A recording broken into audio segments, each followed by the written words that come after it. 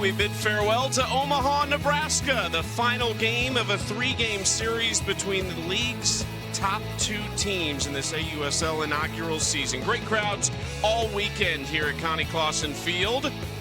Bandits and Talons facing off for the final time in the regular season. A matchup that has gone back and forth and has been a real treat for these fans. And a lot of competition between these fantastic players in this league.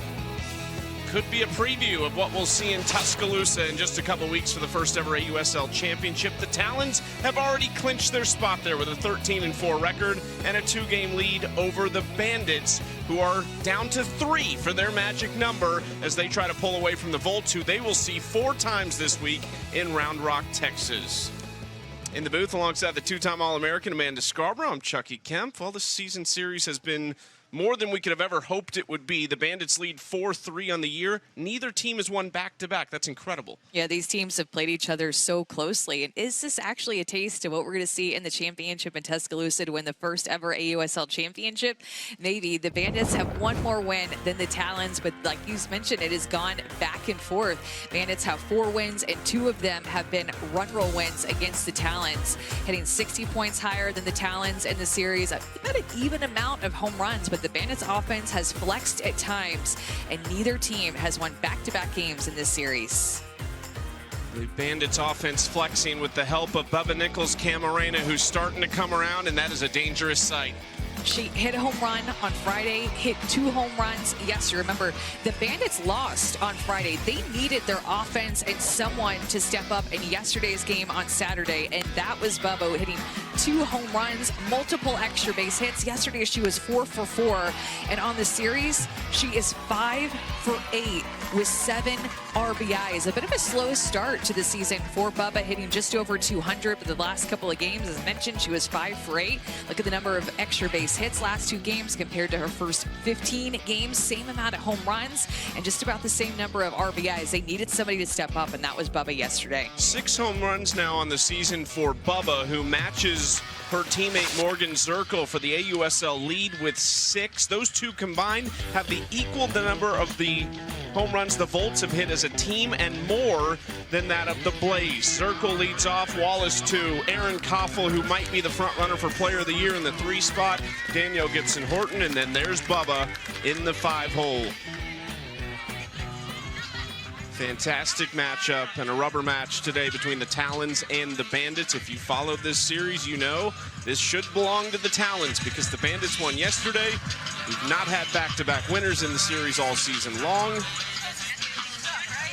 The Bandits have other ideas. They were on a tough stretch before yesterday's win when they had lost 4 of their last 5. The 1 win over that stretch prior to yesterday was an extra inning win over the Blaze in Rosemont earlier this week. That's ball 1 outside, and guess who's back? Montana Fouts from Grayson, Kentucky, the Alabama superstar. Her first time pitching since she threw 6 innings in a win over the Blaze back on June 14th. This is a big development down the stretch of this season. Yeah, and she was throwing really well, too. Had a great start to the season for the Talons. Like the umpire behind the plate is communicating to Savannah Jaquish about who's also getting the start behind the plate. Haven't seen her in a few days. Seen a lot of Charlize in about a week or 2. But a lot of Charlize Palacios behind the plate for the Talons, and Jaquish being the battery mate of Montana Fouts today. 2-1 pitch. Fouts was the ace of this staff in Japan for the first couple weeks of the season. So Fouts really carried the load. Zerkle, it's off the middle of the wall. Zerkle's into second with a leadoff double. 4th hit for Zerkle in 9 ABs this series.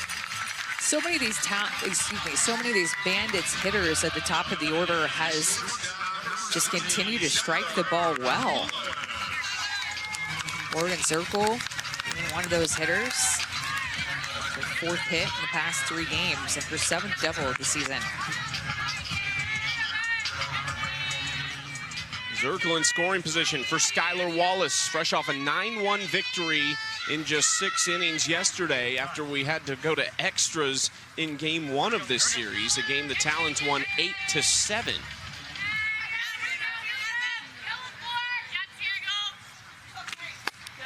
A lot of close games played between these two teams this year, but there have been 2 weird ones where the Bandits have run-ruled the Talons 8-0 and 9-1.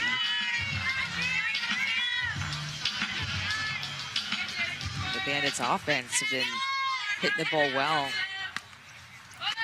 here in Omaha. 25 hits in their last 2 games compared to 12 hits on the board for the Talons. And on Friday, the Talons hit 4 home runs in their win. So first 2 games, we've had a team hit 4 home runs in each of the games. One for the Talons and then yesterday for the Bandits. The Bandits with a .417 series average this weekend. 5 home runs, 16 runs scored. Hard hit ball picked up by Flippen, who runs Zerkle back to second before making the play. There's a hard hit off the bat of Wallace. She's going to get some good velocity coming out of the hand of Montana Fouts, who really have a 3-pitch mix with her curve, rise, and drop. So pitch usage up to this point in the season on that off-speed pitch just about 4% of the time. Good velocity on that pitch for strike 1. Facing Coffel, 4 for 6 on the series. A double, a home run. She's driven in 5. She's been hit by a couple pitches. Has been absolutely excellent. She's reached base in all 16 games this year. That's the best in the league. Mom and Dad are here, along with her dog, who made the trip as well from Bremen, Indiana.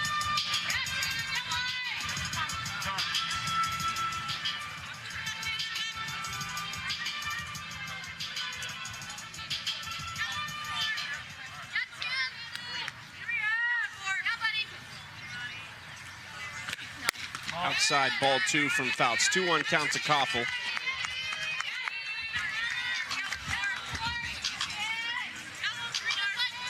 Fouts reinstated from the injured reserve list today.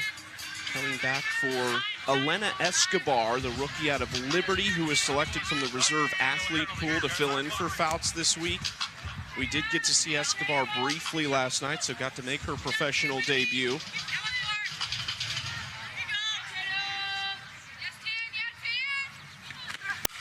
Montana is happy to be back out there after missing so many games, and the Talons have been playing so well. They got Georgina Korick back, they got Megan Framo back, and when I say back, not back from injury, but just to start the season, they were missing them because they were playing in Japan. But I'm sure Montana Fouts happy to be back out there with how well the Talons pitching staff has been pitching without her, and also happy since Tuscaloosa is just around the corner. Have a chance to play at her alma mater at Rhodes Stadium. I'm sure Alabama fans are happy to see her back in uniform today ahead of those games. So many great moments for Montana at Alabama in that stadium. Popped up, Fouts directing traffic, Romero and Vidales. You could hear them talking late before that play was made for the second out. Yeah, especially because that was so high. Montana Fouts threw her hands up and was basically like, I'm out of it, maybe even lost it in the sun. So wanted Sydney Romero or Tori Vidales to take control. That was in the air for a long time. Huge out with the way that Coffel is swinging the bat. Danielle Gibson Horton takes strike 1 on the outside corner.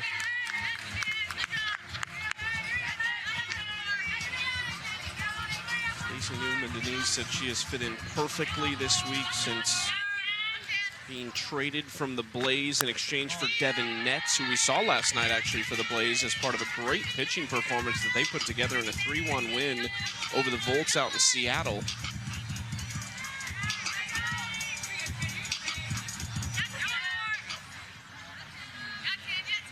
One into left field. Allchin is under it, and Montana Fouts returns for the first time in almost a month with a clean inning against the Bandits, who are swinging some hot bats.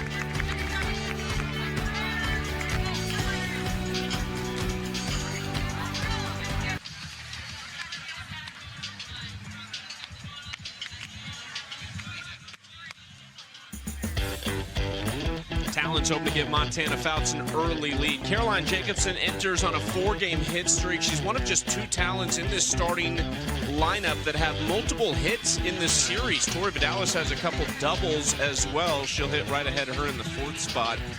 There's a ton of power. 4 of the top 5 batters have homered in this lineup in the series. They will face off with Lexi Kilfoyl. How about the pitching matchup? Montana Fouts versus Lexi Kilfoyl. Tremendous 2 arms in the AUSL. Kilfoyl against the Talons this year, 3-1 with a 1.58 ERA in 17 2/3. She's been excellent against this lineup. And remember that Lexi Kilfoyl and Montana Fouts were teammates at Alabama for a couple of years. So 2.8 ERA for Kilfoyl on the year, 1.58 against the Talons this season. Starts off Sierra Sacco outside with ball 1. If this series were going to shift as far as being a pitcher-friendly series, it would be today with these 2 arms. We've seen 25 runs scored combined in the first 2 games. Sierra Sacco, a big part of why the Talons were able to win the opening game of this series. She has 1 hit, and it came in the bottom of the 7th, down a run on the first pitch of the inning. It was a home run to right field to tie the game and send it to extras. Ahead 3-0. Can never count out this Talons team. All year long, it's been like that. They've had so many clutch hits in the 7th inning or extra innings. A lot of belief in that dugout. This team has played very well together very quickly from right off the bat. 5 of their 13 wins coming when they were tied or trailing in the 6th inning or later. Sacco is aboard with a walk. Lexi Kilfoyl is mostly going to rely on her drop ball. That's what she's known for. Can change speeds both with her changeup and her curveball. Her changeup and her curveball give her the ability to throw 3 different speeds. Will throw that screwball just 5% of the time, but mostly relying on her drop ball that feeds her infield a lot of ground balls.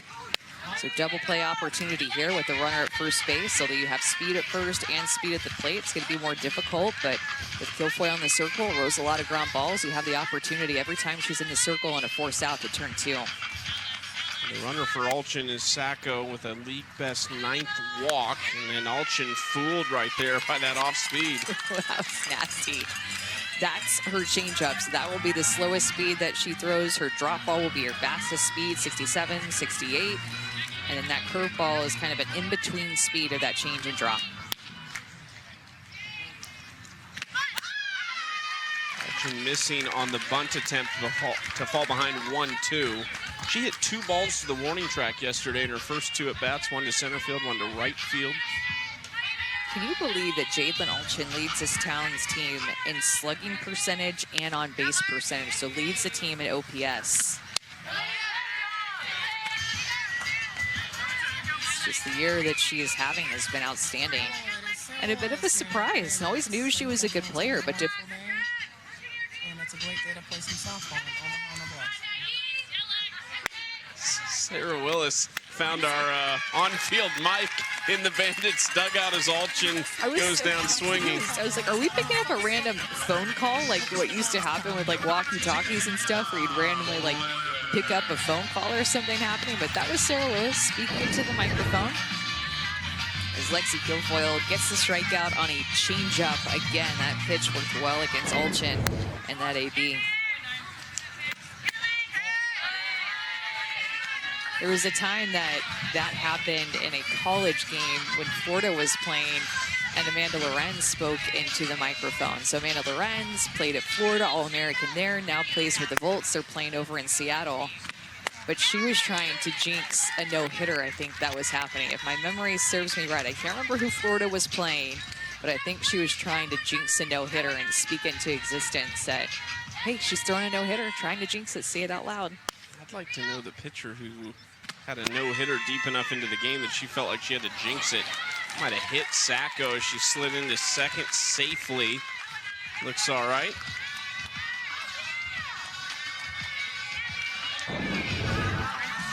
Just her 3rd stolen base of the season.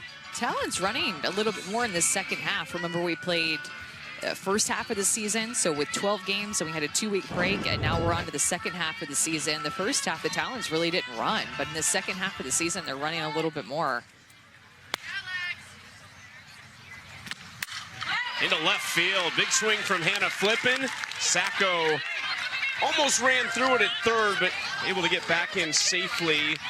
And then Wallace falling down backwards over Sacco allows Flippen to get to second base. A hard hit ball by Hannah Flippen. Gets herself a screwball. That's a pitch that L Kilfoyl only throws 5% of the time. Just hit so hard that Sacco is unable to score. Ooh. Her hand went into Skylar Wallace's foot instead of the bag. I actually think she was out if they were going to review that. However, we'd like to have seen it again if it was potential obstruction. That left hand got close to getting there as Vidales, slow roller, will score the first run of the game. Sacco comes in. Tori will take an RBI.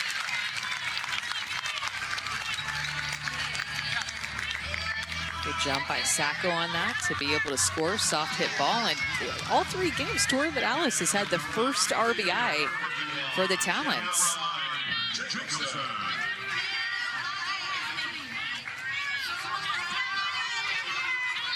Tori's just having kind of a weird year offensively. She's been productive. It's just been in different ways. I like the protection that she gives Hannah Flippen, though. Hannah Flippen is just having such an outstanding year, especially in the first half. We were talking about her as an early MVP candidate for both what she was doing at the plate and her defense. Nice to have that protection behind her with a veteran hitter like Tori Vidales, where you feel a little bit more like you have to pitch to her so she can do things like she just did in her first AB here, hitting a double. This will be a single and advance to second on the throw. Jacobsen trying to make it 5 straight games with a hit. Watches strike one, 2-1 count.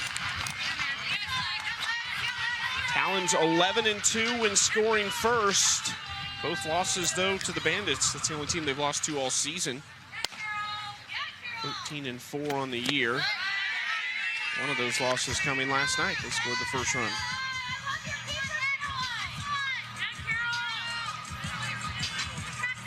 Howard Dobson, head coach of the Talons, done a fantastic job in year 1.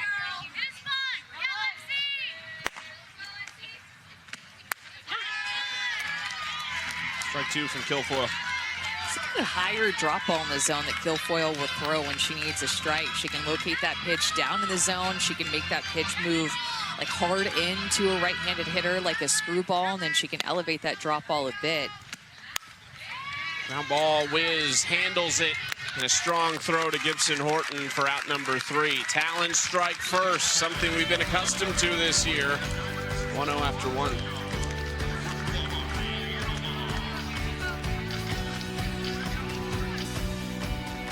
The Athletes Unlimited Softball League is sponsored by Poppy. A Aguilar during the 2-week break between the first half and second half of the season at Petco Park in San Diego, throwing out the first pitch at the Padres game. That is a missile. Yeah, she did not hold back on that throw.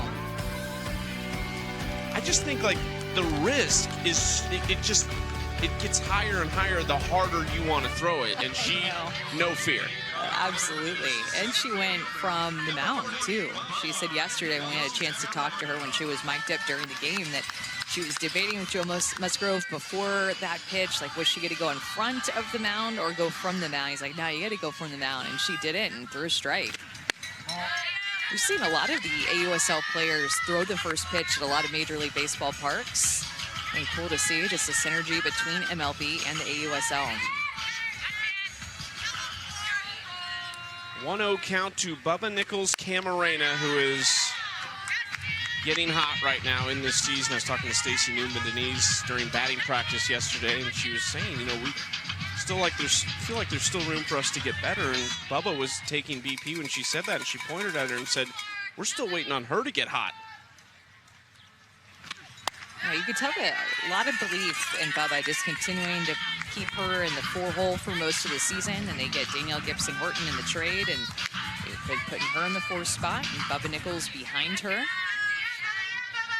a lot of confidence because of the career that Bubba has had. Just a proven hitter.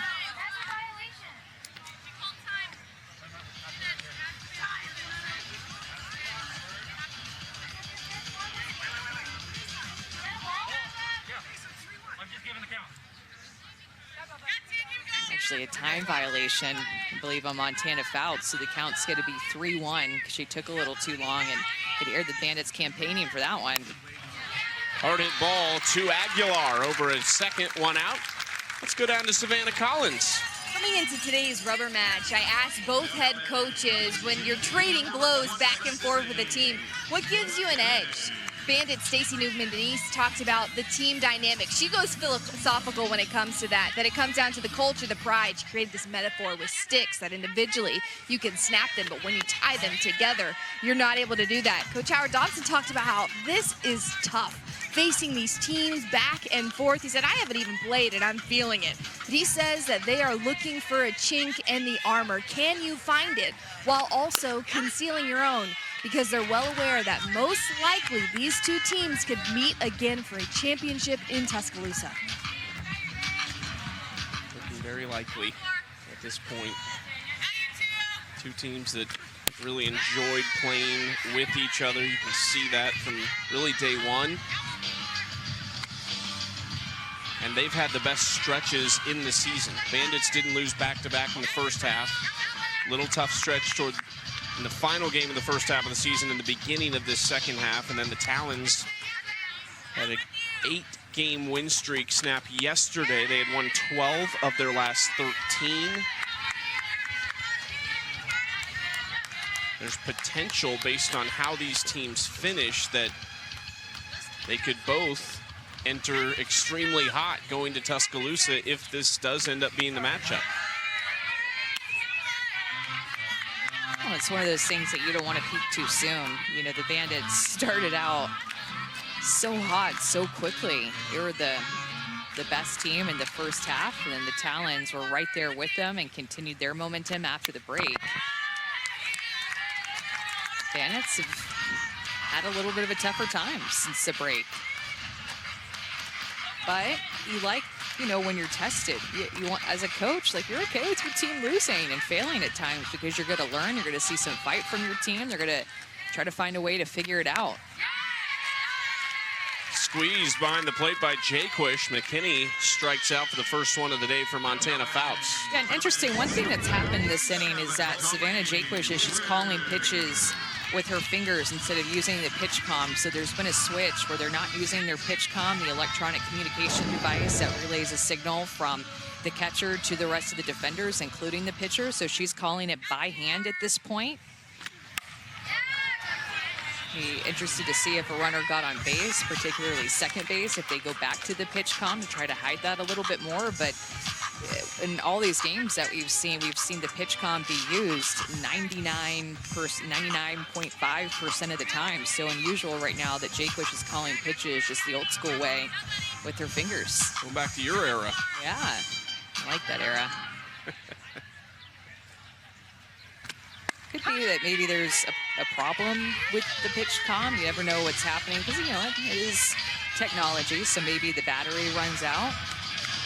It is still on her wrist. That is what the pitch comm looks like. It looks like a watch on the player's wrist. And when it's working, it literally says CURV on it, or DRP for drop. So it'll give the name of the pitch and then a pitch location that will pop up on her wrist too. But Jaquish is going the old school way. 2-2. Delaney Wisz trying to break up a 1-2-3 inning here. I mentioned only 2 hitters in the starting lineup for the Talons have multiple hits. 6 in the 9 batters for the Bandits have multiple hits in the series. Not this time for Wisz. Back-to-back strikeouts for Montana Fouts in a 1-2-3 inning in the second. She's retired 6 straight batters. Maybe they'll continue the old school way. 3 up, 3 down with her first 2 strikeouts in this inning. Who needs the pitch comm this inning when Montana Fouts is going the old school way with their battering mate, Jaquish?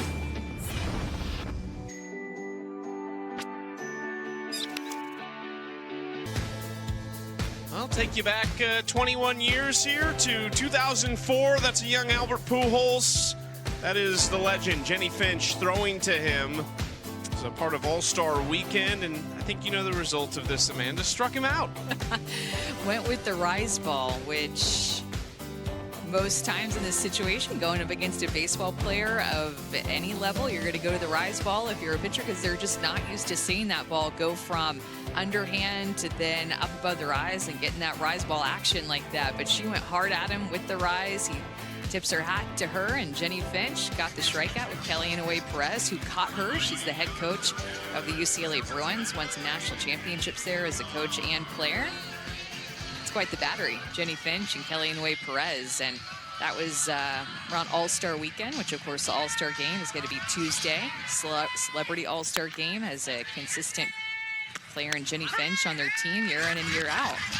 And that was the Celebrity All-Star Game yesterday, it looked like. I was tuned in to see Jenny. It's that one or two pitches that she brings it every year, I feel like. That's why I'm there. Outside corner, strike one. Kilfoyl working against Sydney Romero. 6, 7, 8 coming up here for the Talons.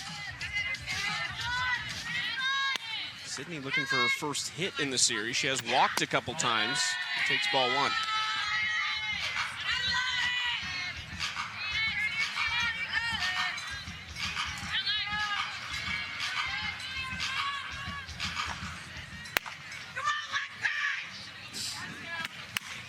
Hard hit in the left field, just foul. City did such a good job of keeping her hands inside that drop ball inside on that pitch too, just barely landing foul by a few inches, but it looked like with the swing that she had a chance to keep that fair, and it about a foot and a half on the left field line, but good swing on a 1-2 pitch. I think that's a good estimate by you. You're usually a little questionable on those, but I think you're on it. Feel good about it. At first, I thought it was a little bit closer live, but then you see it like, okay, it's about a foot and a half. 2-2 to Romero now.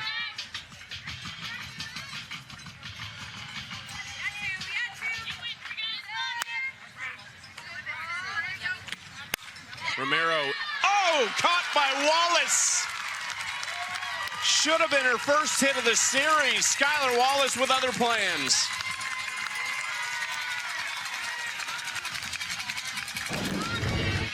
It's the type of hit that you just have to time up perfectly. Romero's out in front of an off-speed pitch, and Wallace got a good read off the end of the bat. Full stretch. Seen that a couple of times this season. Hannah Flippen comes to mind as well. Wallace had one last night. Now Delaney Wisz on a hard hit ball makes the play. 2 outs. Haven't had an error in this series by either team. Yeah, well-played defense, especially when we came back from the break in Rosemont when all 4 teams were there. It just seemed like a little bit rusty after a 2-week break defensively, but I feel like teams have really sharpened up defense in the second series back from the break. Skylar Wallace wearing a mic today. We'll talk to her next inning in the field. First AB for Bree Ellis. That was inside and hit her.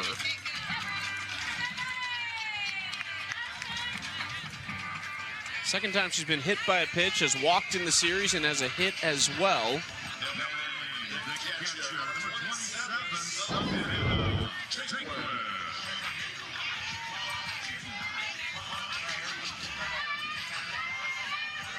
Talons lead the league, 60 walks, 27 hit by pitches.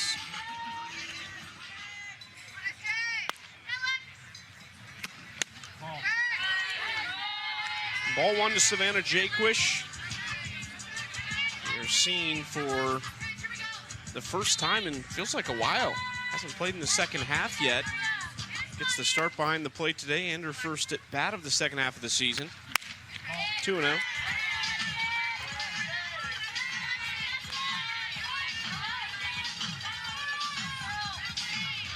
Talk about the Bandits hitters that we've been waiting on getting going, but think about Bree Ellis, whose on-base percentage is great, but hasn't hit the ball like we expect Bree to. And the same for Jaquish, who hitting .222 on the season without an extra base hit. Haven't seen her much, just a couple hits. She got here late after playing in Japan, but that's one that can Savannah Jaquish has the tools to be maybe one of the best hitters in the league. Very athletic and versatile. You can put her behind the plate, and you can put her at third base. She can play corner, hits for power. One of the best hitters to ever play at LSU. Maybe part of the reason she's on this team with Howard Dobson, who coached her there as an assistant when she was a 4-time All-American from 2014 to 2017. Jaquish was a part of 3 straight Women's College World Series appearances at LSU. They have not been since.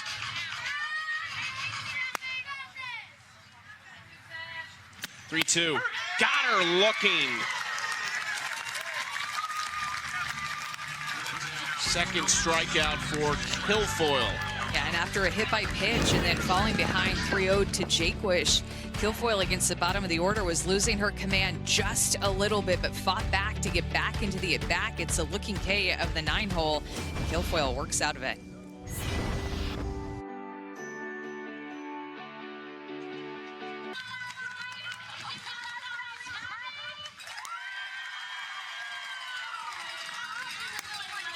One 0 Talons over the Bandits, top of the 3rd inning in the final regular season meeting between the top 2 teams in the league.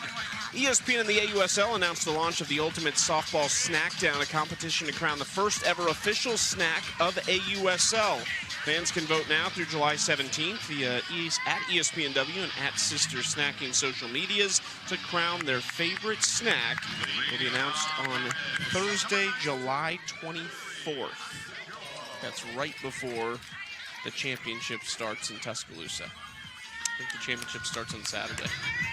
Still want to try them. I don't know how. How am I going to get my hands on those snacks?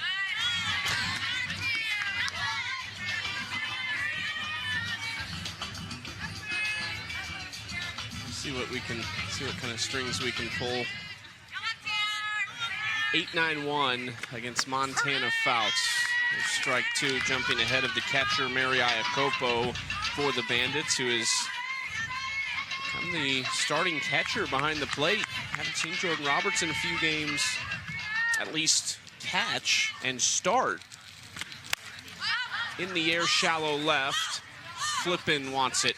1 out. I feel like Montana is picking up where she left off, all the way back in June 14th, the last time that she pitched, and we haven't seen her. She was just throwing so well, so it was tough to hear that she was going to end up on the injured reserve list and not see her for a few weeks. But she's throwing with really good velocity and having a really good feel, it seems like, for what she wants to do against these hitters first time through.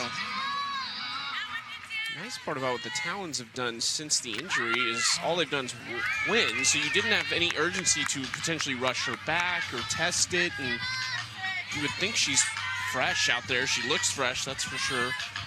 Bella Dayton in the 9 spot. This is a lineup that has 1 hit. It was the leadoff batter in the game.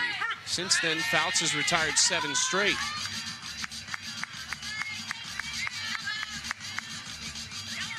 I've been working a lot away from both the lefties and the righties. Doing a good job of working from ahead, too. She was drafted 35th overall. There were 48 total picks in the AUSL draft. That's looking like fairly good value at this point in time. And she's one of those players that just ultimately is a fan favorite. As an Alabama fan, is in the stands, getting to see her pitch. Probably a bit of a surprise, too, because we actually get projected starters or probable starters now before the series came out, or before the series starts, I should say. They come out before we throw the first pitch, and Raylan Chapin was a probable starter for Game 3. And we get sent the lineups and see Montana Fouts penciled in. She was not dressed out any other game, so if you're an Alabama fan showing up for game day today, you're probably like, wow, this is awesome. Didn't know this is going to happen. Had no idea. We didn't either. We didn't either. Oh, just wide, and they're going to say foul ball.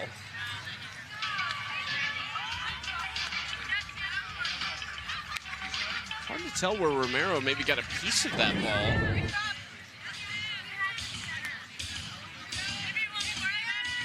Ooh, yeah. Tough from that angle to see.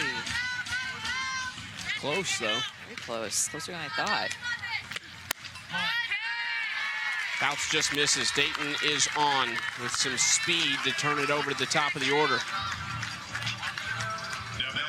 I saw Raylan Chiefin warming up in the bullpen. She was the probable starter for Game 3. We've seen her a couple of times in relief this series, and she was out in the bullpen warming up, thinking maybe they'll go to her. I feel like Georgina Korek will be an option as well. She was a Game 1 starter.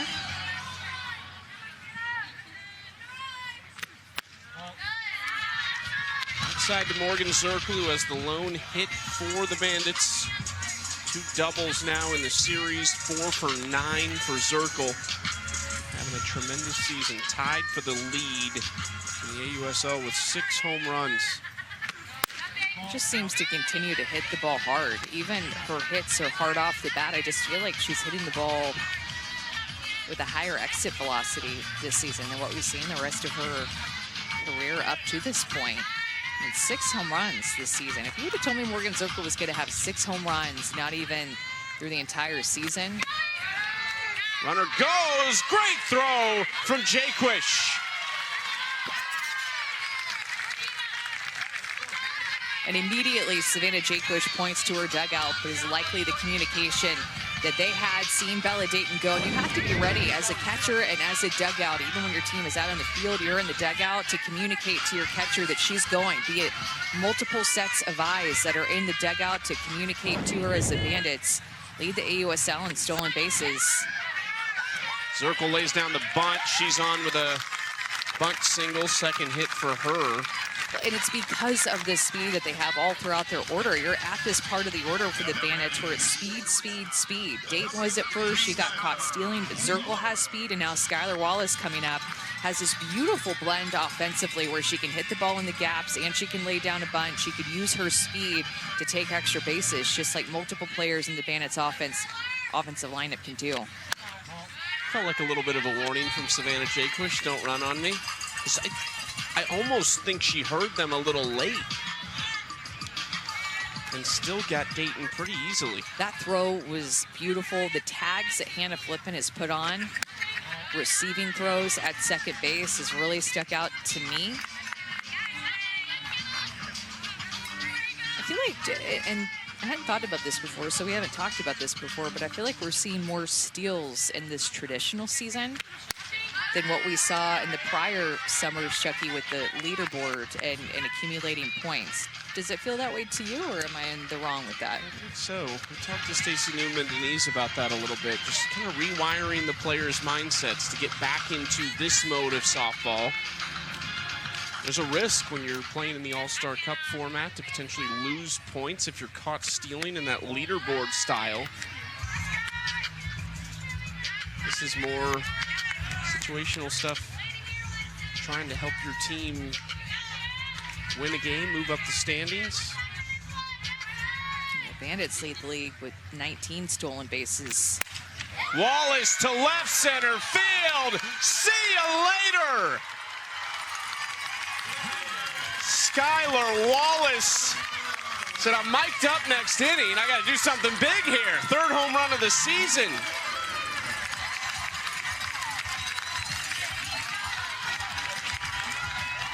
I feel like these last 2 batters have been the Bandits in a nutshell for what their offense has been able to do this entire season. They have the speed, so Zerkle lays down the bunt to get herself to first base and use her speed, although she has the pop too. And then Skylar Wallace comes up and hits the ball out of here. Bandits not only lead the league in stolen bases, but also in home runs. We have a plus 37 run differential on the season. Pitch snuck back over the heart of the plate. Supposed to be outside. Skylar Wallace, her eyes got big seeing that ball plated. We'll see how long Montana Fouch is going to go second time through the order. Just when we were talking about it earlier in this game, we thought maybe you should just go 1 time through the order. See if she can get it out here. It's a tough here in Coffel. The Bandits have fallen behind in all 3 games in this series and have taken the lead in all 3 games in this series. Game 1 did not come out on top, gave it back to the Talons. Last night, fell behind 1-0. quickly responded and took control. That just got by the glove of Fouts for a 2-out base hit for Aaron Coffel. I think about start making a pitching change here. Is second time through the order. The first 3 hitters that have seen her for a second time have all reached, and that's now 4 reached in a row. Leland Chafin is out in the bullpen, the rookie from Mississippi State. She's been staying loose since really the first inning. Gibson Horton into center. Sacco makes the catch, and we'll see if that is the last we see of Montana Fouts after the 2-run shot. The Bandits sure can strike quickly. Remember, they had 4 home runs in the game yesterday against the Talons. Fall behind again early in this one, but Skylar Wallace, we were talking about that beautiful blend of both speed and power. Man, she's athletic, and I can't wait to talk to her. She'll be mic'd up.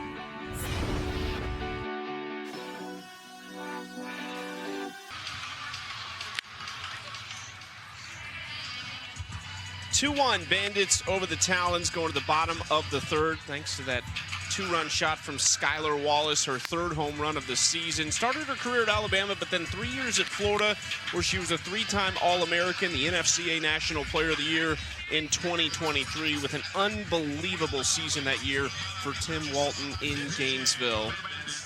Skylar Wallace is mic'd up in the field at shortstop. Well, Skylar, you know, you knew you were mic'd up, so you just hit a missile over the left center field wall. What were you feeling like in that at bat? And obviously that swing looked like it felt good.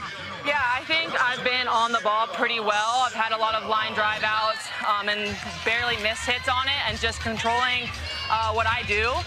And really staying in my legs there. I feel like I'm coming out of my legs just a tad bit, or maybe swinging the bat a little bit too early through the zone.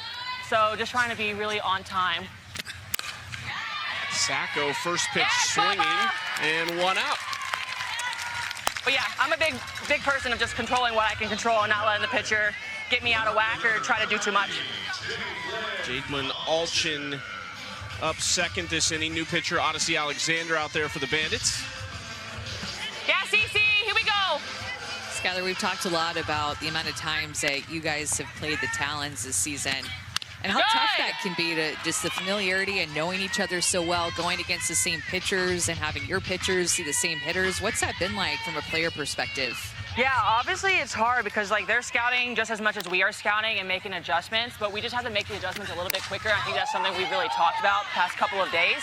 And just be aggressive out of the box, or out from the very jump, you know. And I think recently we've played a little bit of passive, and we've let the strike zone kind of control us, and we just kind of get out of whack. So we've really gone back to what we did in the very beginning, even though we're moving forward, but just being aggressive, being who we are, and just controlling what we can control. Like, you can always control your attitude, you can always control your effort.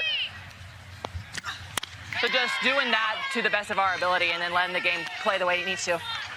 1-2 count to Allchin with Here 1 we out. go. Skylar, I feel like we all followed along with your off season, but I'm just curious, first year as a pro, not coming out of college, how did you prep and kind of decide what you were going to do to train?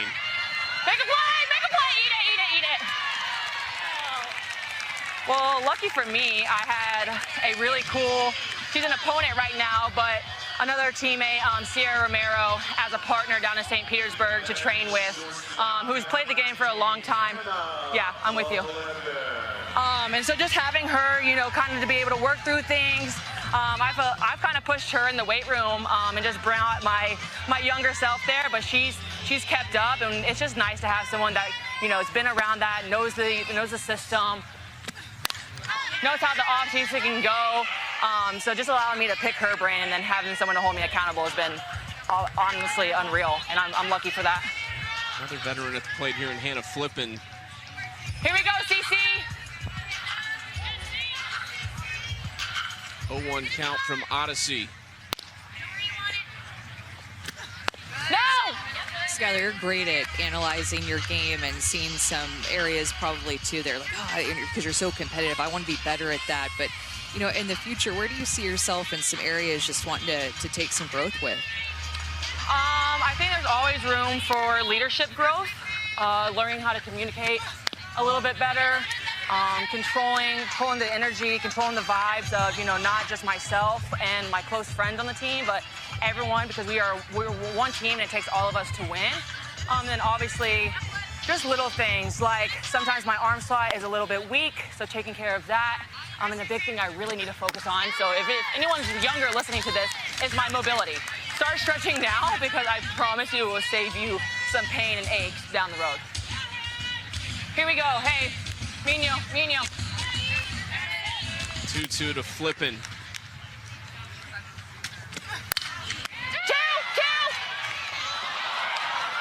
Just off the glove of Coffel into center.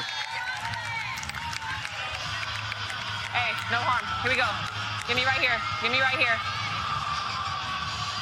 We're good. We're good. Let's go.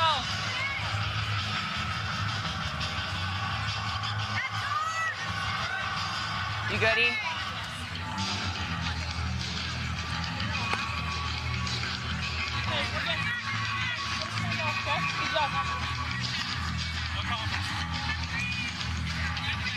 Flippen at first, Allchin at second, just one out in the inning. Live on the field right now with Skylar Wallace for the Bandits. Hey, Skylar, really quick, but when you look at Aaron Coffel and say me and you, to an average viewer, what does that mean? That we're working together right here. I have her back on the play up the middle. She has my back, and we're just trying to get an out right here. And we're kind of the leaders of the infield, being middle infielders. Good! Out! That's out! Backed up and out of play. Skylar, we really appreciate you doing this. We're going to listen in the rest of the inning. Perfect.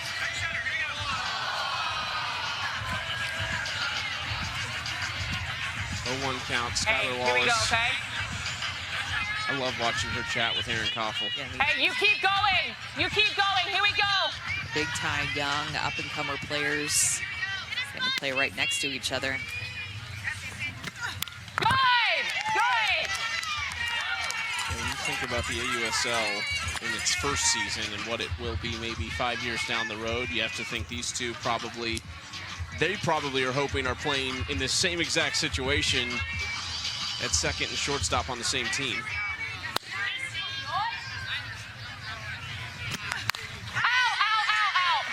One thing about them is that both Coffel and Wallace have grown a lot defensively, but it's just like what they bring offensively to a lineup. Remember, they hit 2 and 3 in the order right next to each other. So what they bring offensively with the power, one's a lefty, one's a righty, just great athletes and complete hitters at the plate. See Skylar looking at the pitch comm there. This is into center field and down in front of Bubba. The runner, Allchin, held up. That throw kind of got through everything. And now the base is loaded here for the Talons. Well, and this is an example of why Tori Vidales has only struck out twice the entire season and why she is such a tough out and can hit for average. This is an 0-2 pitch. Odyssey wants her to swing and miss at this. It's a little bit off the plate, a ball and a half off the plate. She still hits it off the end of the bat, but she's in this mentality, Tori, is to protect with 2 strikes. So the fact that she got a hit on that pitch, more of a pitcher's pitch, is unbelievable. A veteran hitter in Tori Vidales is a talent. Try to answer back. That is on and maybe even beyond the chalk in the left-hand batter's box. Inside ball 1 to Caroline Jacobsen. Big-time danger zone here for Odyssey Alexander and the Bandits. Bases loaded. Jacobsen has consistently been one of the best hitters in the league. 500 average with bases loaded this season. And we were talking to Skylar when that error happened, but with where the Talons are at in their order, that was really a critical error that Odyssey committed. And you could tell that she was just kicking herself. She overthrew that ball to Aaron Coffel, who was coming over to cover second base. That easily could have been the second out. Jacobsen to left. Zerkle trying to scoop it off the turf. Lost track of it for a second. Flippen is going to score. And this back and forth series continues as the Talons are back on top. Caroline Jacobsen for the Talons has been the leading hitter against the Bandits And now the 8 games that they've played against each other. .450 batting average coming into this game for Carroll against the Bandits. That pitch is a good-looking pitch to square up. She just had such good pitch selection as Morgan Zerkle lets that ball get by her, and another run is going to score with good hustle by Flip. Romero hit on the first pitch by Alexander.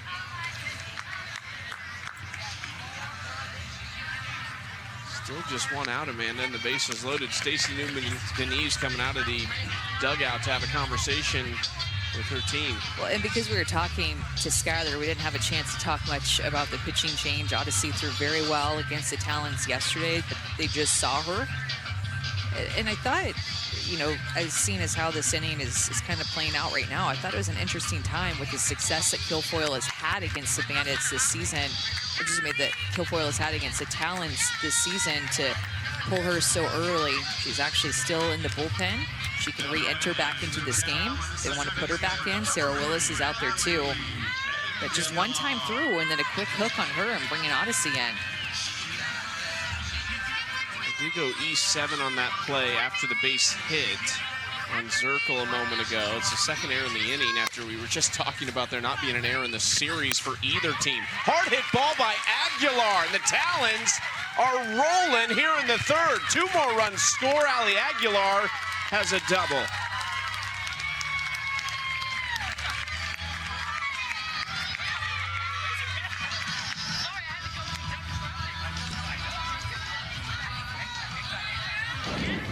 Things are happening so quickly too. Just a lot of balls put in play early in the count that it's been like the Talons offense has just struck so fast to get back into this game and quickly take the lead. Already 4 runs scored for the Talons. It's another hard hit ball off their bat. Passing the bat very well in this game, and these errors are hurting the Bandits.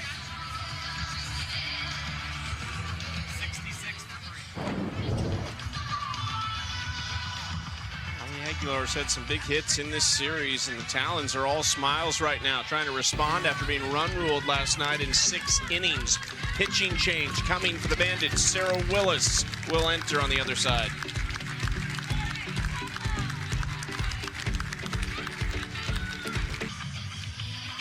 Five to 2. The Talons with a big bottom of the third here. There's still just 1 out. There's 2 runners in scoring position after the 2 RBI double from Ali Aguilar. The last 6 batters have reached base. Now Sarah Willis enters from Ontario, Canada, or California, excuse me. Played her college ball at UCF, was a GA there this year under Cindy Ball Malone. Saw her yesterday, a couple innings out of the bullpen, no hits, no runs, walked 1 batter. A big chance for her to shut things down here. It's going to be all about that changeup for Sarah Willis. Throw that pitch in any count. She threw well yesterday too. Remember, Odyssey and Sarah Willis held the Talons just to 1 run yesterday. They needed a good pitching performance after giving up a lot of runs in game 1 when they gave up 8 runs to the Talons.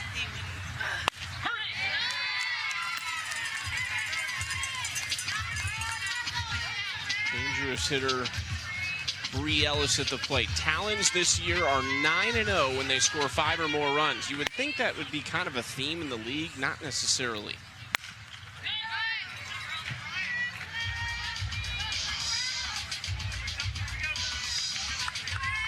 Bree Ellis would love to add to it right here. Down in the count, 1-2.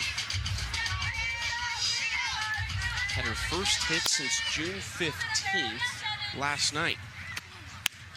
2-2.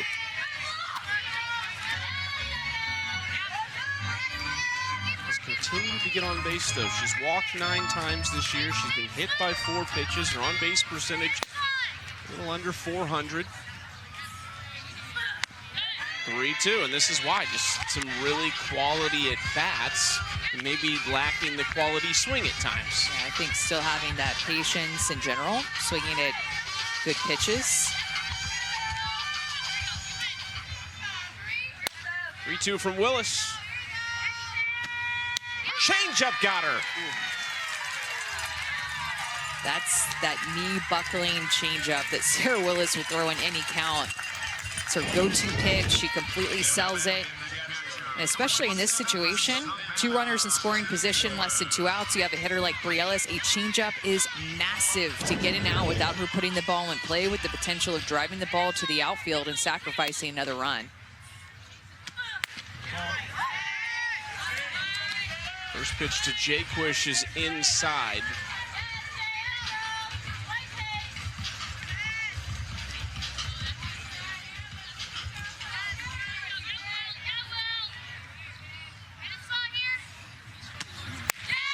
How about this 3rd inning? 6 runs in this 3rd inning, and these pitchers just having a tough time getting outs against these hitters that they're just so familiar with. The same thing happened in Montana. Several hitters in a row came up and reached against her. 4 hitters in a row that reached. In all 3 games in this series now, we've had an inning, or a half inning, I should say, where one team has scored 4 or more runs. The Bandits scored 6 in the 5th inning of game 1. They scored 5 in the 3rd inning last night. And then tonight, the Talons with their biggest inning of the weekend with this 4 spot.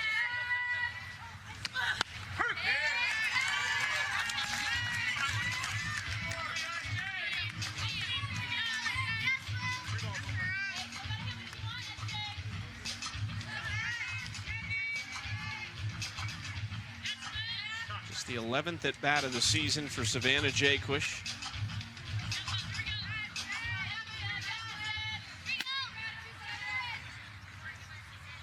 (3-1). She'll take first to load the bases and turn it over to the top of the order.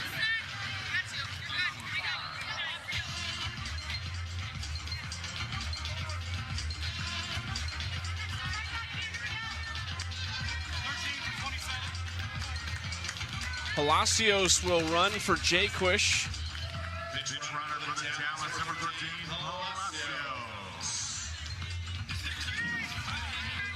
How many times do you think Charlize has pinch ran in her career? Would love to know the answer to that and ask her, laugh a little with her about it. Savannah can check on that between innings. These are the things that I wonder about.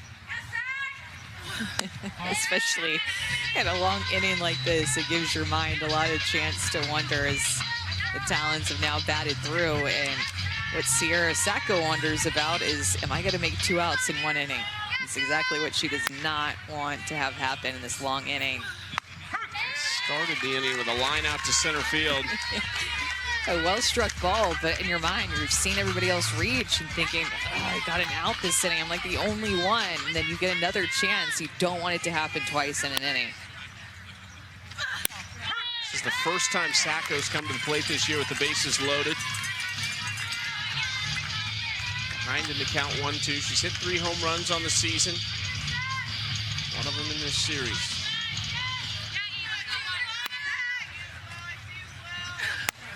2-2.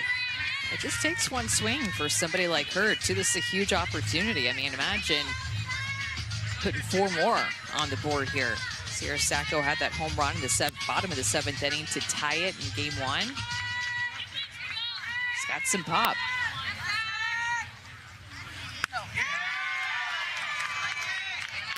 Is that Sacco that said no? Yeah, she did. I was just about to say that. Telling herself no. Sometimes you'll hear hitters do that, kind of verbalize no to hold their bat back. 3-2.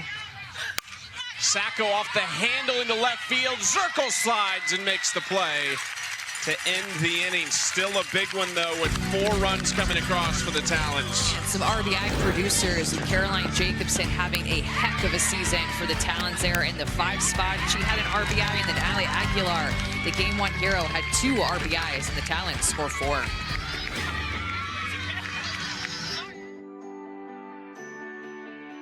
Bubba Nichols Camarena. I'm an outfielder, and this is my player profile. So 48 is very special to me in that my dad's favorite number is 4 and my favorite number is 8. And we kind of just put them together. He has been the biggest influence in not just my playing career, but my life. My favorite emoji is the face where it's like the squiggly, like this, and it looks like it's all confused. I use that one a lot when I'm describing how I'm feeling. And that's a wrap. I think she nailed it with that face. Matched the emoji perfectly. That's a tough one to do, you know? Bubba played her college ball at UCLA, the youngest member of the Olympic team for Tokyo in 2021. She was also one of the individual champions that we've seen for the old formats of Athletes Unlimited, now known as the All-Star Cup. She did it in a condensed version of that at AUX last summer in Wichita, Kansas. Well, and you talked about her playing in the Olympics in 2021. She actually had broke her wrist only 4 months before playing in the Olympics in 2021.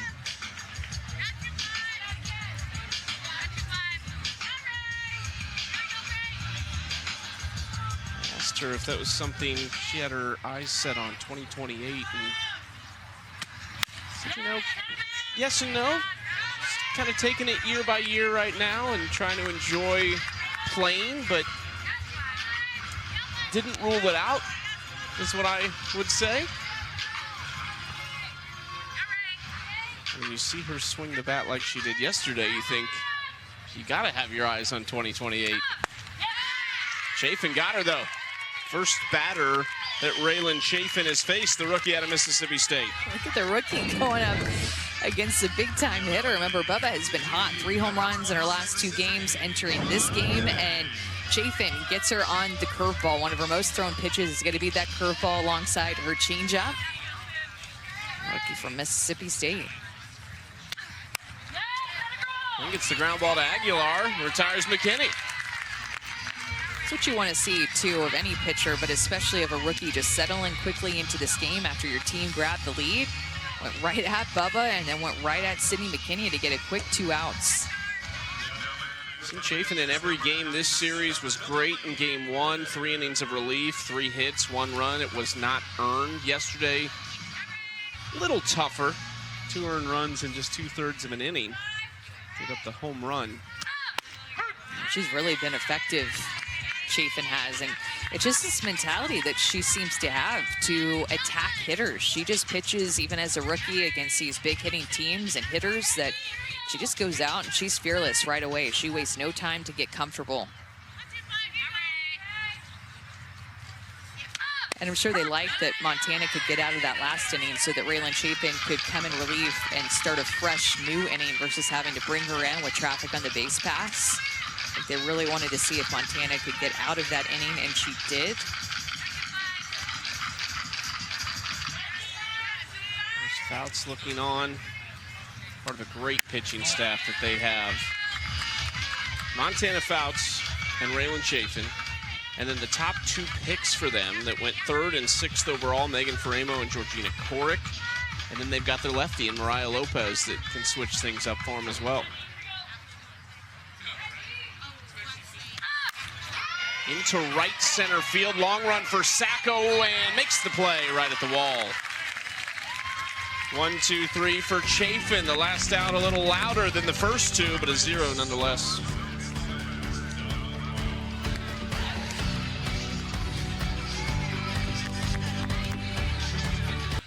Softball action back in Omaha. The Talons lead 5-2. In the leadoff spot this inning is Jalen Allchin, and it's wild to imagine that earlier this year, Allchin was a substitute teacher. She worked in the Huntington Beach district, the same that she went to high school in. She said the money's good. She didn't really know what she was going to have going on throughout the fall. And then that wasn't until mid-December. She was a last-minute addition to the Michigan State coaching staff. She was there as an assistant, and she got one more crucial phone call. It's from Sam Fisher, manager of softball operations of the AUSL, asking if she wanted to be a part of the reserve athlete pool. She said, I don't know what that looks like, but I'll be in. And now she is the spark plug for the Talons. She's in the top 10 offensively for the league in 3 different categories. We've seen the way that she's gone from being a substitute teacher to a sub-in player and has made a case to be a fixture on an AUSL roster.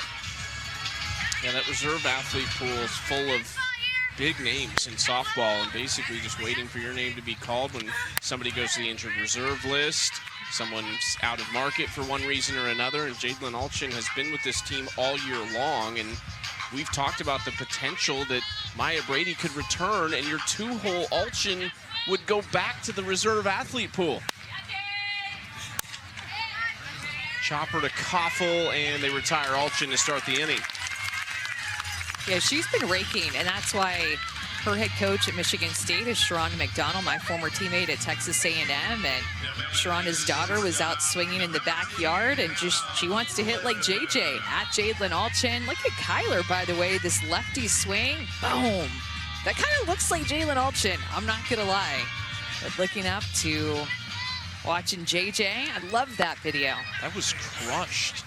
It was crushed. That's what Jalen Allchin sees at the plate right now, too, the beach ball. That's what I was going to say. You know what they say is like when you're seeing the ball, well, it looks like a beach ball, and that's what Kyler was hitting. That's how the ball coming out of the hand of the pitcher is like to Jalen Allchin all season long.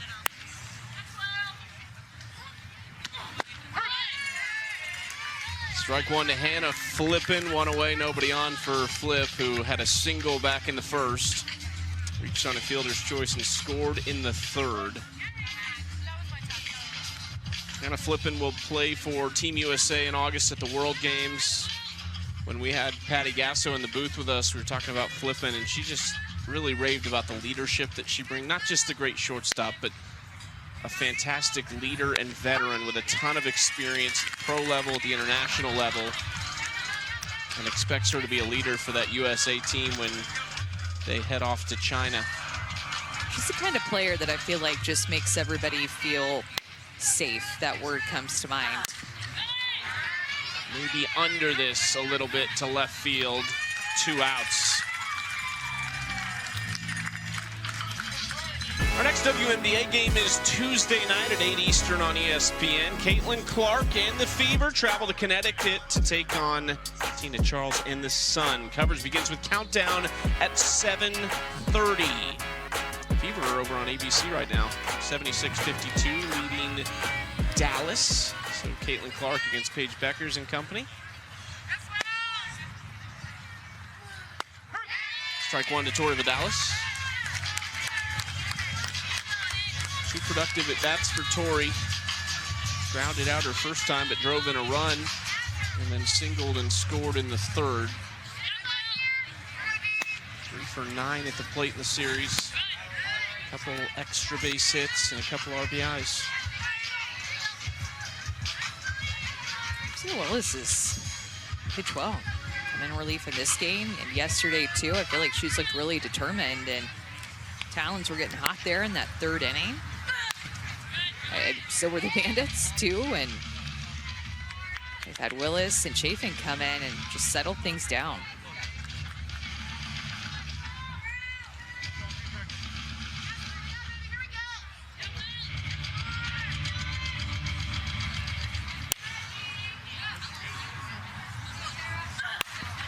Dallas to left field, foul ball. Just be interesting to see next year. There's a lot of unknown for us and for everyone who's followed the league, but you're going to add 2 more teams, so you're going to have some sort of an expansion draft, you would imagine, and just the potential for some players on these teams to be in different roles for other teams, possibly. That's something we will all look forward to in the offseason, just kind of hearing how this league will move forward and how it's going to be organized heading into year 2 of the AUSL. Well, and there's going to be some great rookies drafted too. I mean, the senior class that is incoming, seniors that are playing their final season of college ball, the level of talent there is very high, both offensively and in the circle. A lot of big names, talented players that hopefully will come and play. And I feel like this league has just had a lot of attention around it early, a lot of players wanting to get in, and unfortunately there's just not room for everybody. So being able to expand the league to an additional 2 teams and get some new faces in that maybe haven't ever played before has possibilities.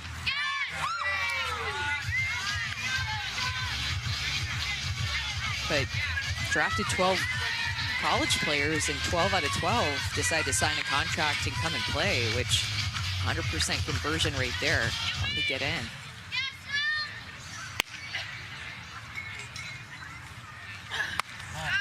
Tori able to walk and reach for the second time.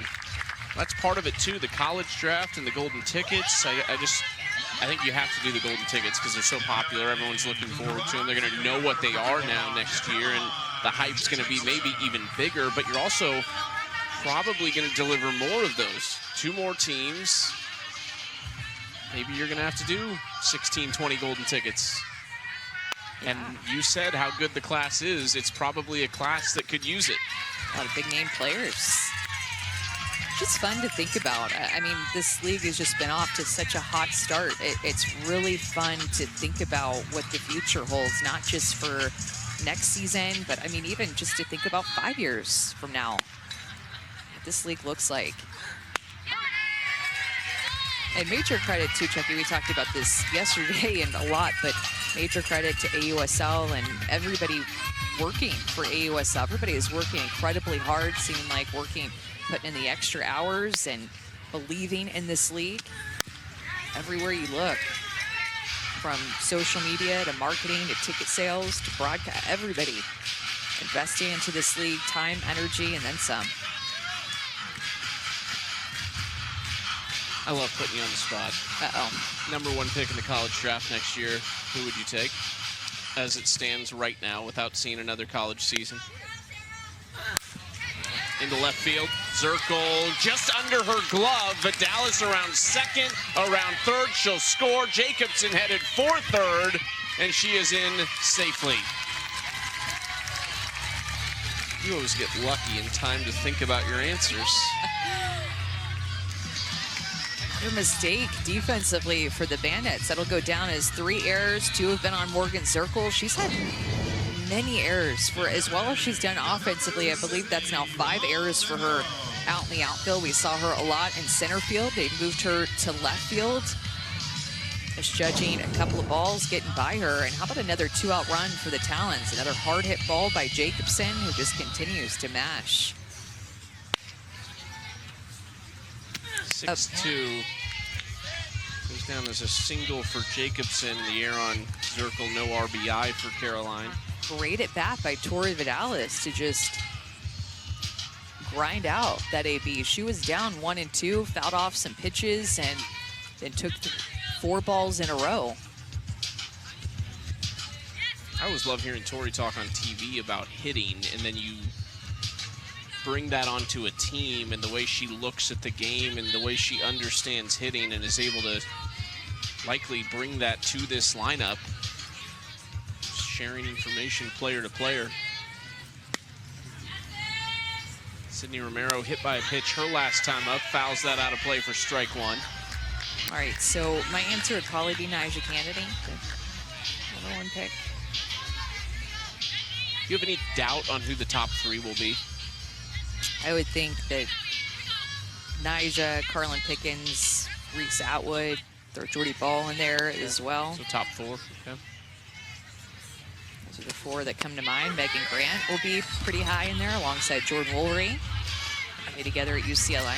And I love too thinking about even further down the road. Tegan Cavan from Texas, Tori Edwards at LSU is a young player who has probably a future in this league. Just a lot of big-time stars that we'll see. Romero goes down on strikes to finish the 4th. That's 5 runs in the last 2 innings for the Talons, and they lead 6-2 on the day.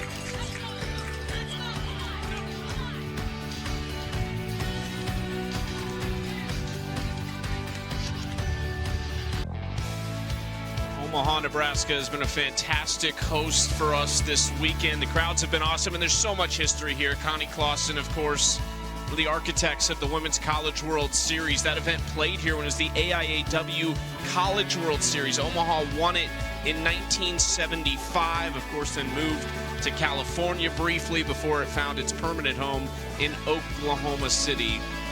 This is Connie Claussen Field at Omaha, where the Mavericks play. It's been a tremendous program in general, especially over the last few years, where They have won 3 straight conference championships, gone to 3 straight postseasons where they have won a game, at least one win, each of the last 3 postseasons, including nearly upsetting Missouri 2 years ago in Columbia, taking them to 7 games.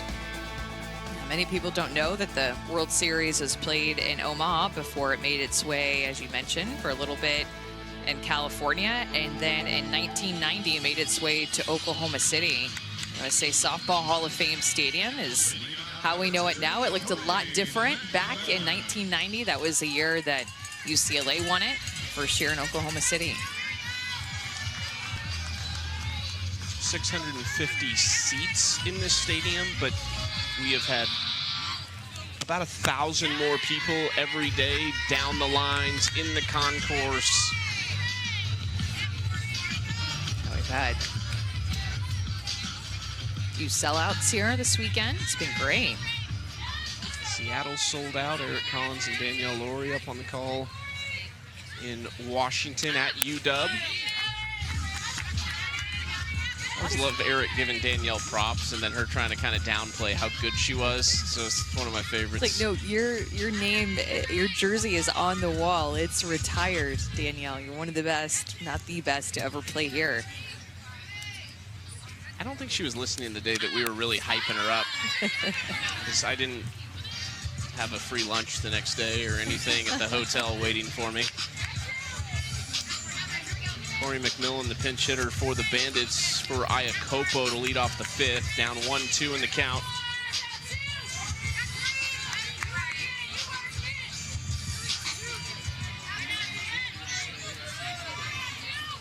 Corey 1 for 3 in the series. She started that big inning in game 1 where they came back, scored 6 runs to take a 6-5 lead. She led that inning off with a single. So Stacey Newman-Denise says, go do your thing real quick. Start this inning off for us and give us a big rally. She could put on a show at BP. Like, she can hit the ball about 300 feet consistently. Left-handed power hitter with some pop. 52 home runs in 2 years at Virginia Tech. Started her career at Radford for 2 seasons and then took on the next challenge in the ACC, where she was the player of the year this year. And the second Hokie to get a golden ticket from Kim Ng, along with Emma Lemley.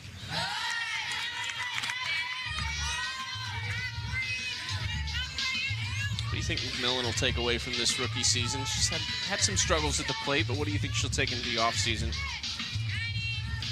Still tough the pitching is at this level, especially with how well they change speeds. Good job of laying off that changeup there to get to that pitch, which is a good swing. And I think, too, you see these players like Corey McMillan, like Bree Ellis, who just were conference players of the year and had big-time seasons. And in their final senior season, they put a lot of pressure on yourself. You expect to hit that same number of home runs, drive in that same number of RBIs, and hit for the same average here, and it's just different. To right center field. This is carrying a little bit, but Jacobsen's back just in front of the track, and the wind was not helping McMillan in that scenario. 1 out.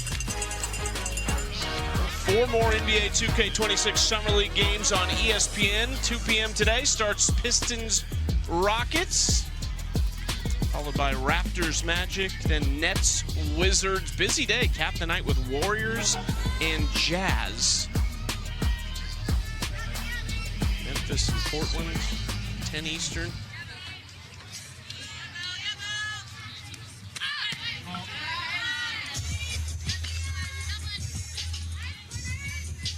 Bella Dayton, the 9-hole, trying to get something going against Raylan Chafin, who's seen 4 batters and retired all of them.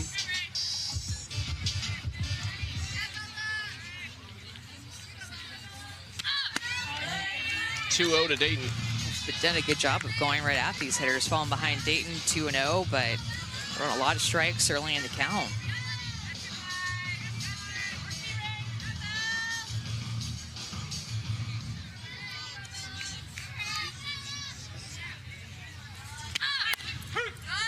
Strike 1.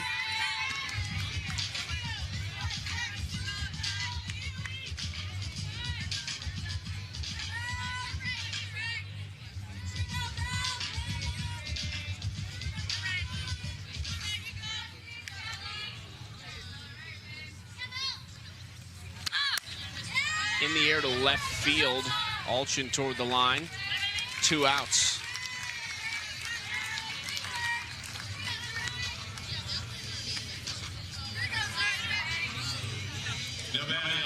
Why do you think Chafin's game translates so well to the pro level? Say that one more time. Why do you think Raylan Chafin's game translates so well to this level of softball? I think it's because of her changeup. If she didn't have that changeup, which is a pitch that she was not very comfortable with until her senior year, it wouldn't be as effective. There it was, there to get that out. 6 batters faced for Chafin, 6 outs. Talons up 4 in the 5th.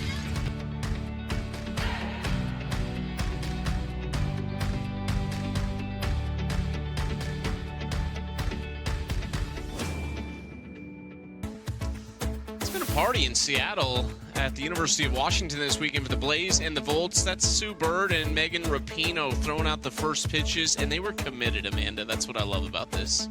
Warmed up in the bullpen before this, and I definitely give the form advantage to Rapinoe here because she did a little step back and everything, had a great arm circle. Sue Bird going with the fadeaway, and then no. Gotta go underhand here. Look at the form by Rapinoe.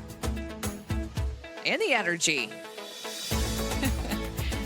Beautiful days in Seattle. Lake Washington is directly behind left field. It's gorgeous there. You're a little jealous of Danielle Laurie right now? Definitely. Well, she lives there, so I'm definitely jealous of her. When she has games far away, I'm not jealous of her travel time it takes her to get to SEC games in Florida. 4 Eastern today, Blaze and Volts from Seattle in Game 3 of that series. 2 rubber matches this weekend, actually. Sarah Willis back in the circle for the Bandits. They keep it at just a 4-run deficit here in the bottom of the 5th. This game was changed in the bottom of the 3rd with 4 runs from the Talons. They've scored 5 in the last 2 innings. Willis missing outside to A Aguilar, who drove in 2 of those runs with a double.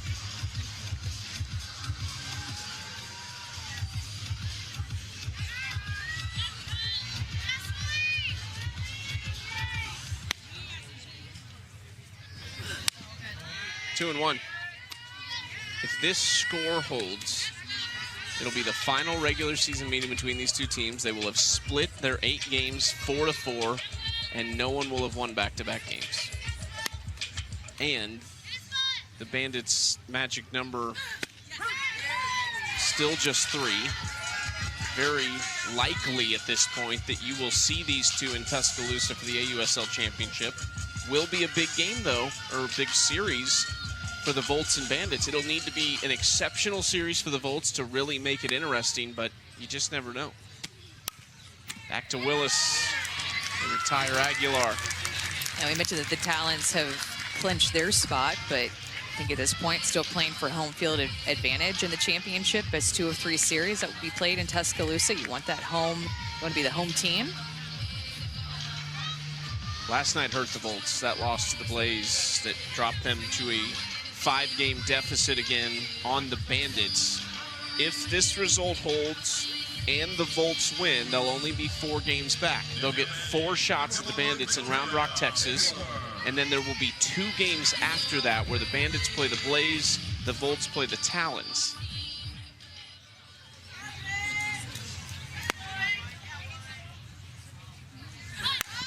Popped up by Vic Hayward, pinch hitting, and she is retired.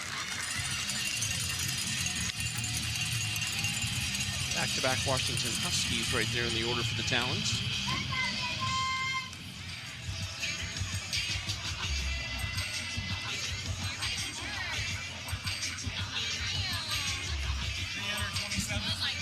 Savannah Jaquish re-entering at the plate.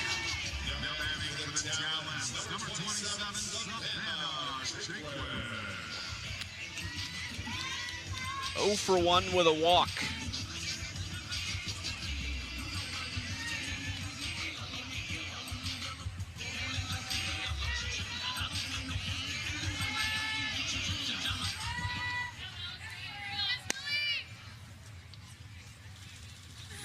We talked about this yesterday, but Bandits just need to continue to flex with their offense. Only scoring in 1 run so far in this game, but have their pitchers back a little bit at this time. The first half of the Bandits in general gave up fewer runs, and coming back from the break, they've been giving their pitchers have been hit kind of hard after the break, and they have the type of offense that can put up big run numbers. And so late in this game, they'll have a couple more innings to work with. They've only scored in 1 inning, but need to flex that offensive strength that they have and get some more runs on the board, get back into this game. 4 of their 5 base runners came in the 3rd in this game.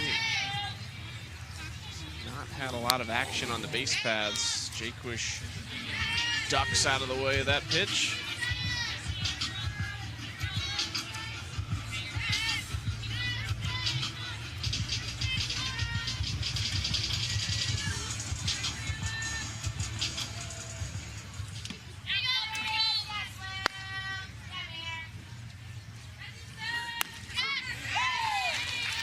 Willis has been working that curveball away from these right-handed hitters. That's a pitch that she has gone to a lot and throwing it well.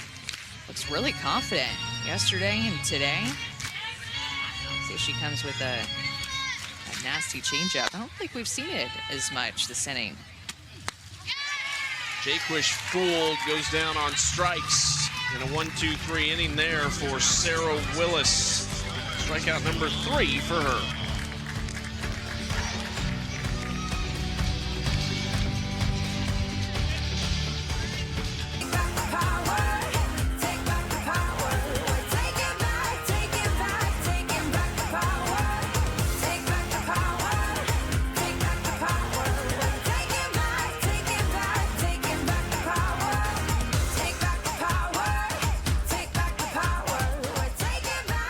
Have been loving it all weekend in Omaha. Talons enjoying their Sunday here in this rubber match. Currently leading the Bandits by 4 runs, but you can count either one of these 2 teams out. Skylar Wallace, who is going to lead off this inning, hit a 2-run shot back in the 3rd, her first home run since June 23rd. Got a good start at L Kilfoyl. Just didn't see her for long in this game, and that's kind of when things went downhill for the Bandits.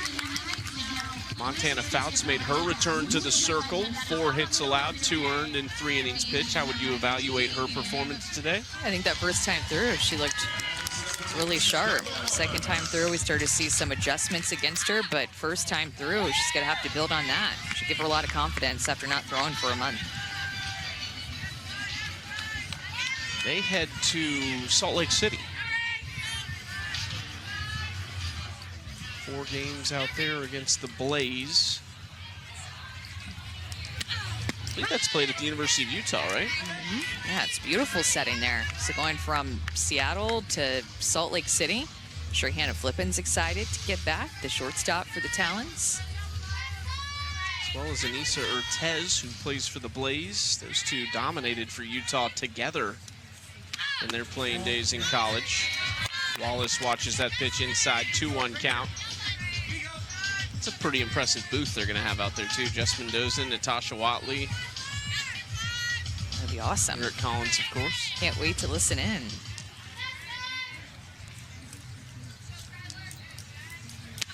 Sure, it might be a little bit cooler in Salt Lake than the weather that the temperatures we're about to face in Texas. We'll see, though. Maybe, I haven't looked ahead, but maybe I'm wrong. Slightly alarming how you worded that we're about to face, as if it's just going to be a battle. Yeah, it does feel like a daily battle when you live in Texas this time of year. Start hydrating, okay? All right. Start getting in the electrolytes. Yeah.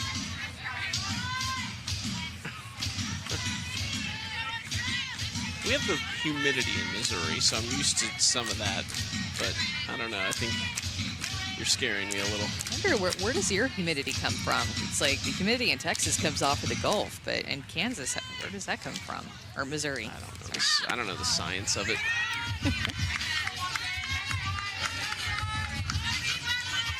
Do you? I don't. That's why I was asking you. You live there. I know my state. You're supposed to know yours.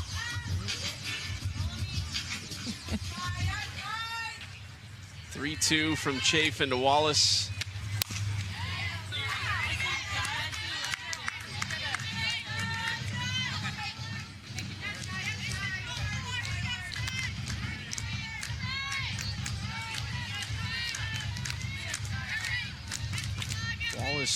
battling against Raylan Chafin, trying to be the first batter to reach against Chafin since she entered at the beginning of the 4th inning. She's retired all 6 she's faced. Wallace right side. Torrey scoops it up.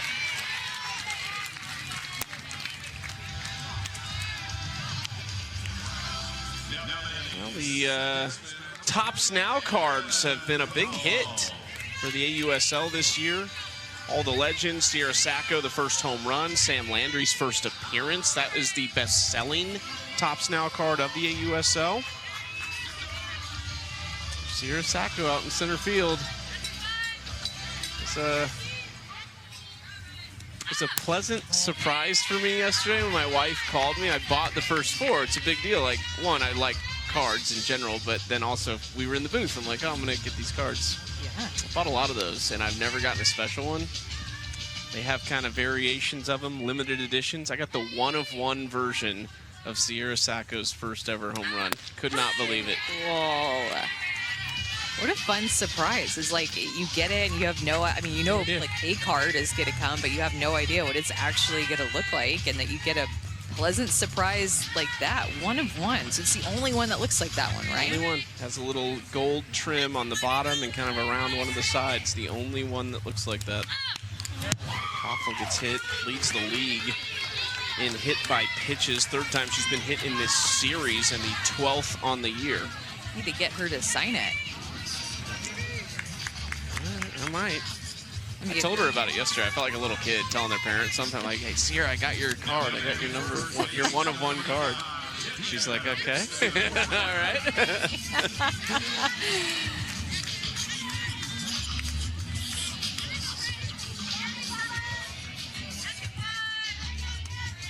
Danielle Gibson Horton, after the first batter finally reaches against Chafin on the 8th try. First time Gibson Horton has seen Chafin today.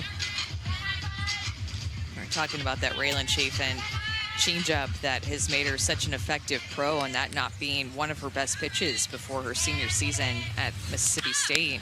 And she was at LSU. She had said, I didn't have a lot of confidence in that pitch. It wasn't one of my best pitches, but in that summer where she transferred from LSU to Mississippi State, so that summer before her senior year, she worked in her backyard with her dad to be able to get that changeup and just kind of played with it in the backyard with her dad, tried some things, as there's that changeup right there off the end of the bat of Danielle.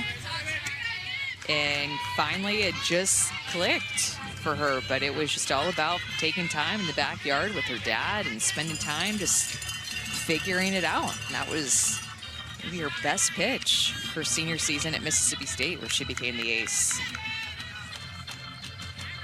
So 3 great pitching coaches in her life. Her dad, Taryn McKinney at Mississippi State, and then her first, who she kind of called her first real pitching coach, was the LSU legend Brittany Mack, who actually was a former first overall pick in a previous iteration of a professional softball league, the NPF. All-American at LSU.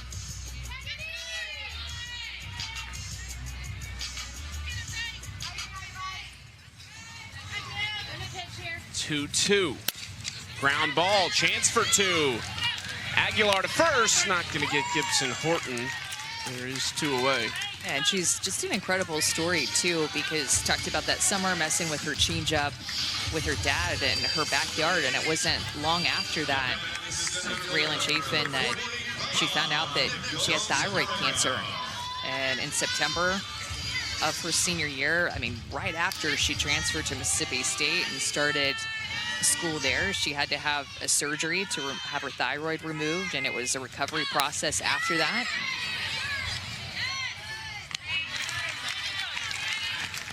And had a tremendous season at Mississippi State. Surprised to see her name called and awarded a golden ticket, and having a great rookie year.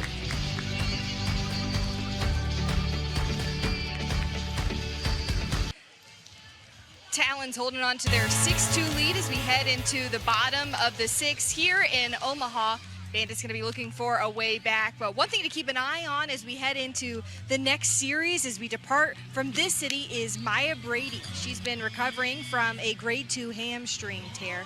It happened in the first weekend in April during a scrimmage while she was playing in Japan. She hit a ball, was running to first, heard a noise that just didn't sound right. She's coming off of the IL and will be active for the Talon series versus the Blaze that begins on Wednesday. This will be the first time we see Maya Brady suit up and take the field for the AUSL. It's big news in a lot of ways. Maya Brady, a couple Pac-12 Player of the Year awards, 3-time first-team All-American at UCLA, and versatile too. Played shortstop at UCLA, played center field at UCLA, and a big-time name and a big-time player. Another lefty back that will be coming into this order, and fortunately for Jalen Allchin. Sacco grounds out on the first pitch from Emily Kennedy, and it is Allchin coming up. And this is the story we've talked about for the last week or so now, is what happens when Maya Brady comes back. That's news to us right there, that she is returning that quickly, and the future of Jalen Allchin with the Talons may be in question right now. She's just had such a good season. I talked about this before, but leading the Talons in slugging percentage and on base percentage, so leading the team in OPS, just been such a complete hitter. Two hits this season, or gosh, let me start over.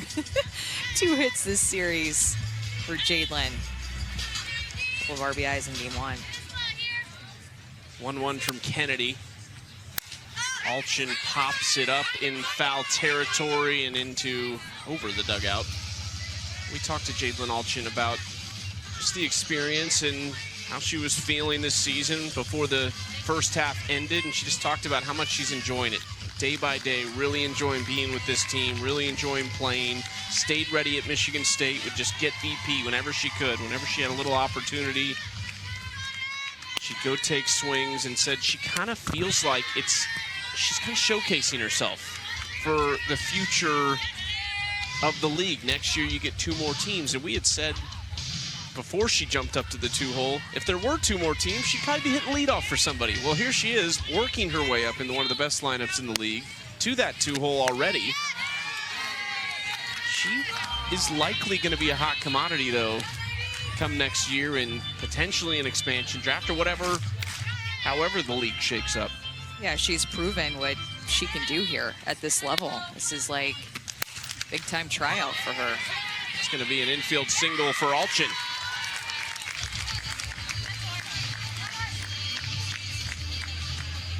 Let's go check in with Savannah. Well, Jalen Allchin took me through some of that training she did while at Michigan State. She said that she would get on a plyo machine and she would crank it up to 75 miles per hour and feed in these foam-like balls that kind of move like wiffle balls, and she would just swing and miss, swing and miss. She said her success rate was low, but this season it has slowed down the game for her. She feels like that's a big part of why she's seeing things so well. She made her training so difficult, almost putting herself in a slump that allowed her to come into this season on a hot streak.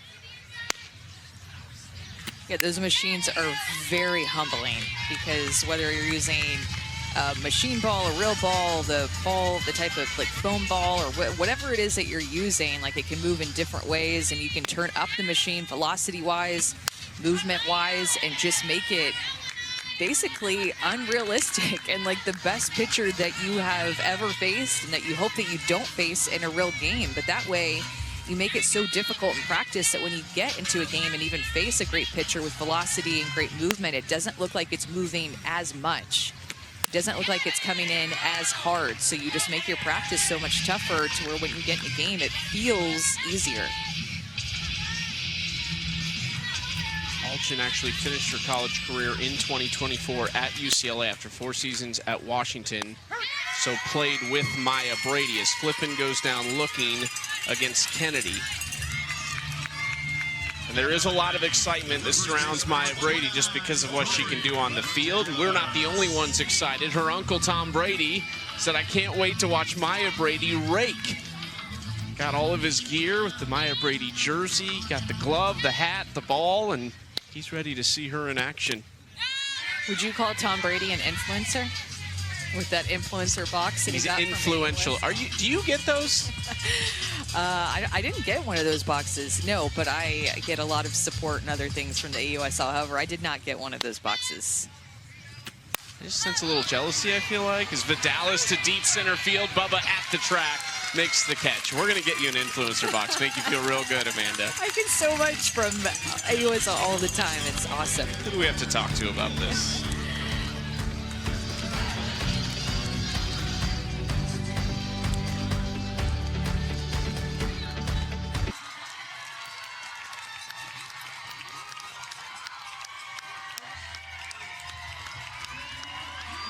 6-2. Last 3 innings have been played 1-0 in the favor of the Talons after 7 runs scored.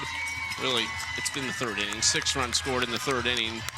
That's when everything happened. The other 5 combined for just 2 runs. Great crowd in Omaha as we get set to say so long to this beautiful facility here, Connie Claussen Field, home of the Omaha Mavericks. Kind of up on the hill. This is a great view too. I know we don't have the lake in the background, but it is a unique setting in the sense that we were kind of elevated up here. You can see Baxter Arena where hockey is played off in the distance. The baseball field is actually attached in the same complex here. They share a press box. Alongside Amanda Scarborough and Savannah Collins, I'm Chucky Kemp. Big thank you to our producer Casey Carter and our director Jordan Alves all weekend. An awesome crew here in Omaha. There's Baxter Arena.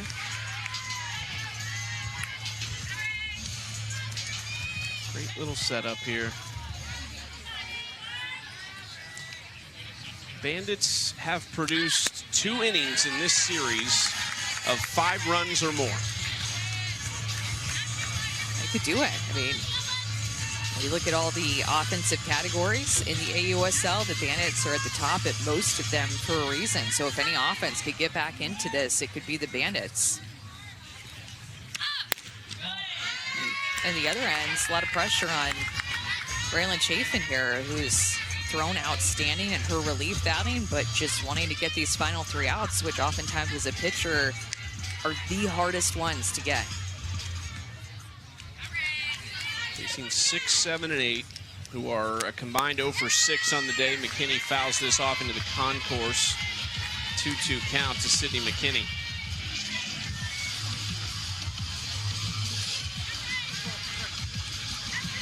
McKinney entered the weekend 2nd best average on the team, top 3 in slugging, on base, and RBIs as well. Delaney Wisz on deck, has plenty of power.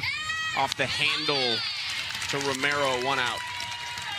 Quick out there, and with the way that McKinney is swinging the bat this year, to see her go 0 for 3 and to get her as a leadoff out, big out for Chafin and the Talons. She was 5 for 7 in the first 2 games and then 0 for 3 today, so that is a big check mark on the to-do list for the Talons to keep Sydney McKinney quiet. First pitch bounced into Delaney Wisz. Talked about the Tops Now cards. Delaney Wisz got one for her 2nd walk-off of the season earlier this week against the Blaze, and I was talking to her about it yesterday. Said her mom bought 10 of those cards. He said, "Mom, why do you need 10?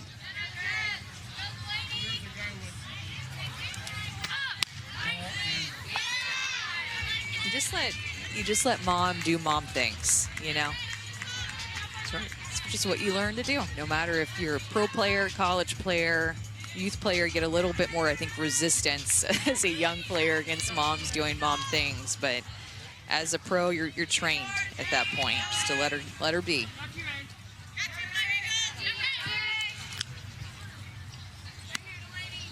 Two-0 count to Delaney Wisz.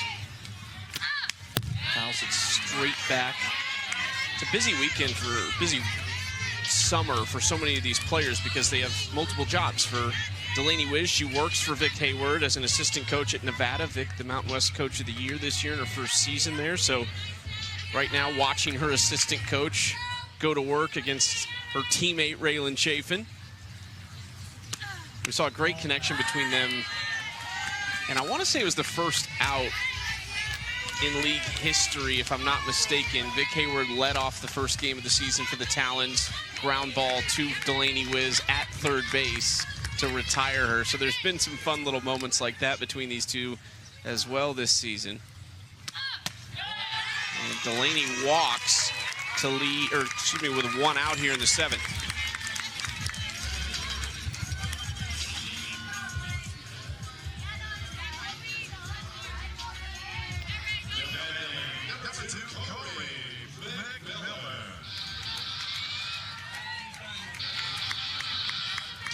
McMillan flew out to right field her first trip to the plate as a pinch hitter for M Iakopo.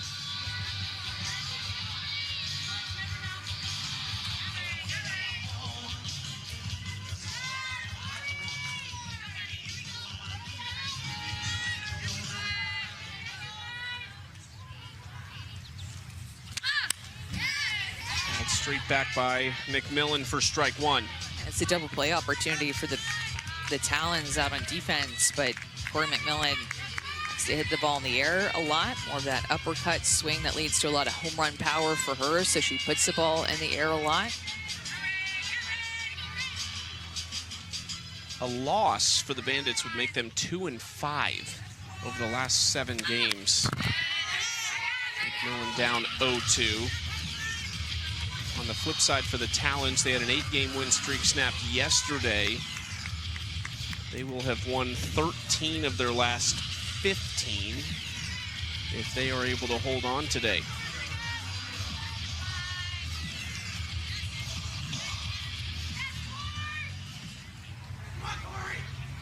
Oh, 2.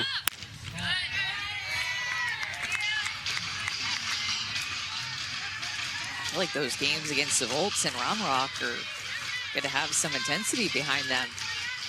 4-game series there. We'll see if the Volts are able to win against the Blaze today, and a lot will be riding on that 4-game series in Texas. If this result holds, if the Volts win, it'll be a 4-game difference in the standings with 6 games to go.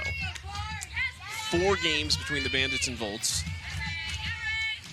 High pressure, and you kind of feel like for the Volts, those are playoff games at that point. Single elimination playoff games is almost how you have to view those if you're a Volts fan or a member of that team.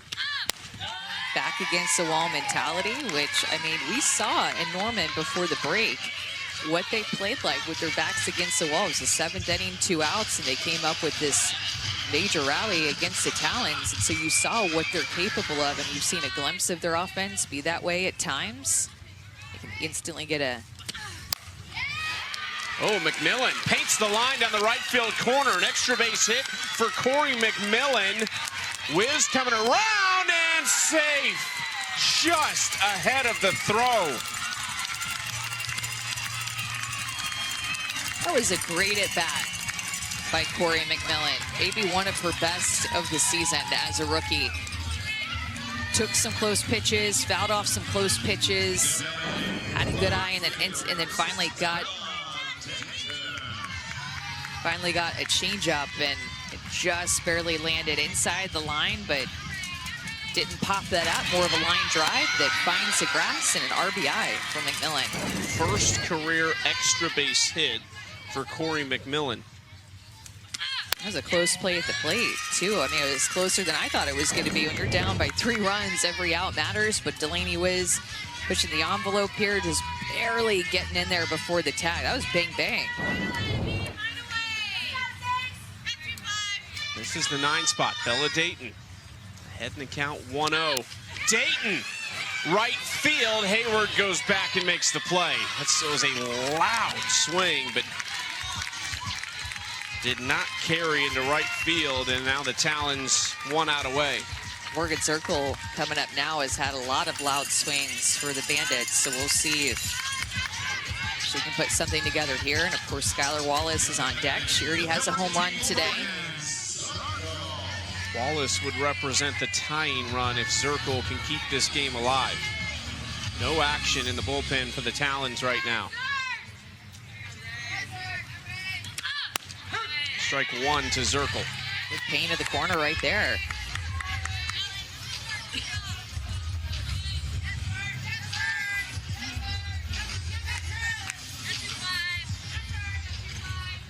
Two-hit day already for Morgan Zerkle.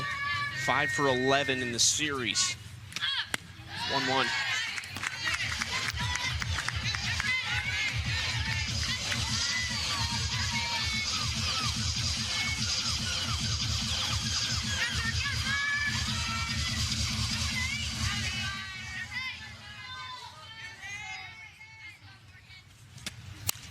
Such a good job of the Talons pitching staff today. Montana Founts getting a good start. Hadn't seen her in a month. And Raylan Chafin entering in relief and looking so good, holding the Bandits to just 5 hits. In the first 2 games, they had 25 hits.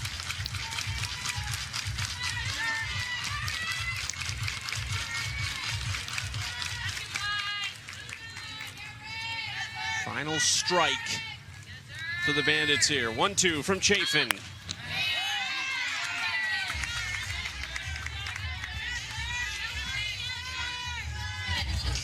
Bandits 25 hits in the first 2 games of this series, just 5 today.